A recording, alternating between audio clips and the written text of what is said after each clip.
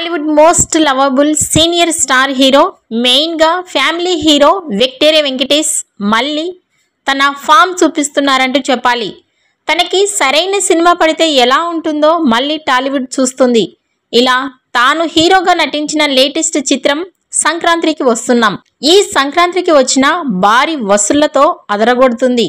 మరి కేవలం 3 రోజుల్లోనే 100 కోట్ల మార్కు దాటేసిన ఈ సినిమా ఇప్పుడు 4 రోజుల్లో ఏకంగా 130 కోట్లకి పైగా గ్రాస్ ని రాబట్టి సెన్సేషన్ సెట్ చేసింది. మరి వీక్ డేస్ లో కూడా వరల్డ్ వైడ్ గా 30 కోట్ల మెటా గ్రాస్ వస్తుంది. అంటే ఆడియన్స్ ఏ రేంజ్ లో ఈ సినిమాకి పట్టం కడుతున్నారో ప్రత్యేకంగా చెప్పాల్సిన పని లేదు.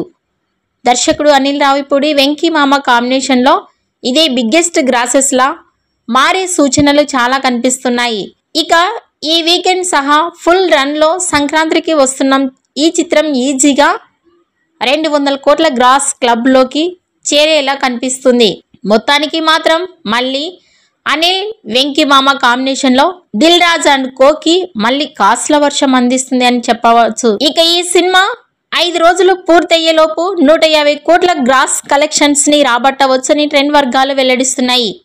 అలాగే మీ అభిప్రాయాన్ని కూడా కామెంట్స్ రూపంలో తెలియజేయండి.